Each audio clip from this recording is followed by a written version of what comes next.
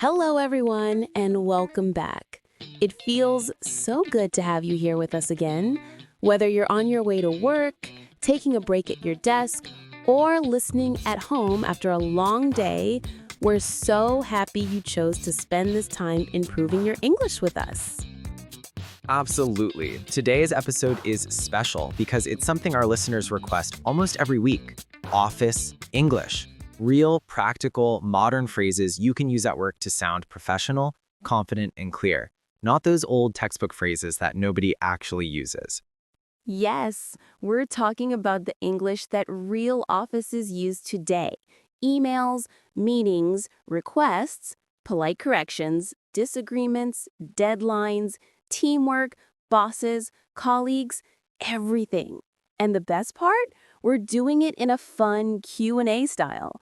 I'll ask the questions that most English learners struggle with. And I'll answer them just like a colleague helping you before an important meeting. And of course, we'll switch roles too, because we all know Emma likes correcting me when I sound too formal. Only sometimes. But honestly, this is going to be so helpful. We've both worked in offices, we've worked with international teams, and we know exactly where people get stuck. And we'll fix all of those today. So grab your coffee, take a deep breath, relax your shoulders, and let's level up your office English. All right, first question. This one comes from a message I got last week. How do I ask my colleague for help without sounding rude or demanding? Ooh, that's a good one. In the office, tone is everything. If you sound too direct, people might think you're bossy. If you sound too soft, they might not take the request seriously. The perfect way is to start with a soft opener. For example, you can say, "Hey, do you have a moment?" Or "Could you help me with something when you're free?" That's perfect because it shows you respect their time. You're not saying, help me now. You're saying, when you have a moment. And that feels polite. Exactly. And if you want to be extra professional, you can say, "I'd really appreciate your help on this," or "Your input would be really valuable." I love that.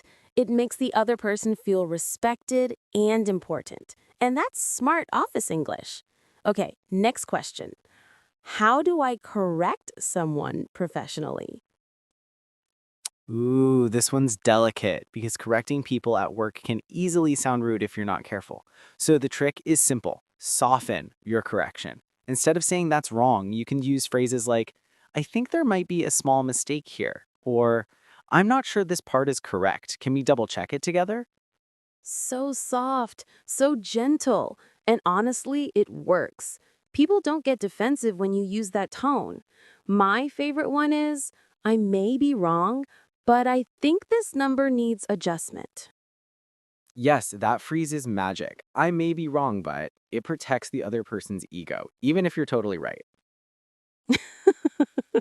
True. Okay, next one. How do I disagree politely in a meeting?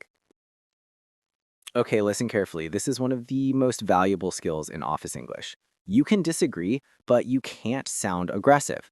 A great sentence is, "I see your point, but I have a slightly different perspective." That's professional gold. So polite, so respectful. My favorite one is, that's an interesting idea. One concern I have is. Exactly. And remember, meetings are emotional places. Everyone wants to sound smart. So disagree with kindness. Okay, next question. How do I ask my manager for more time on a deadline? This one is real. We've all been there. Oh, definitely. And there's a big rule. Never say, "I can't do it." Instead, show responsibility. For example, "I'm working on this, but to make sure I deliver high quality work, I may need a little more time. Would it be possible to move the deadline to Friday?" Beautiful. It doesn't sound lazy. It sounds responsible, like you care about doing the job well. People respect that. Exactly. And managers love clarity. Give them a specific new deadline. Don't just say "more time." Perfect. Next, how do I respond when someone gives me feedback? This one is simple but powerful. Even if the feedback hurts, just start with, "Thank you for the feedback. I appreciate it." This shows emotional maturity. And then add something like, I'll work on that. Or, that's helpful. I didn't notice it before. It shows you're open to improvement. Exactly, growth mindset. Okay, let's flip it. How do I give feedback to someone else politely? Use the sandwich method. Start positive. You did a great job on the presentation. Then the correction. One thing you could improve is the timing. It felt a little rushed, but overall, your points were strong and clear. The sandwich. Positive, correction, positive. Delicious and effective. Next question. How do I sound confident in meetings?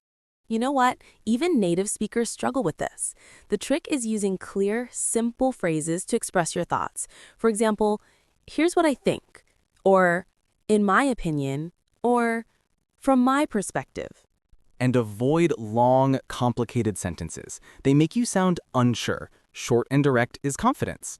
Yes, and add calm pauses. Silence makes you look confident, not scared. True. Next question. How do I join a conversation in the office without interrupting? Ooh, this one is so important. You can simply lean in slightly and say, "Can I jump in for a moment?" Or, "I'd love to add something here." Yes, those two phrases are perfect. They show respect and confidence at the same time. Next one. How do I end a work email politely? Easy. Use closings like best regards, kind regards, warm regards, thanks in advance, or looking forward to your response.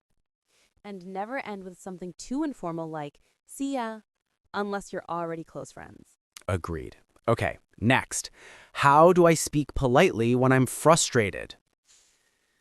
Oh, office frustration is real. My go-to sentence is, "Let me take a moment to think about this." It gives you time to calm down. Yes, and you can also say, I understand this is challenging. Let's find a solution together. It transforms the mood instantly. Okay, next. How do I ask someone to repeat what they said?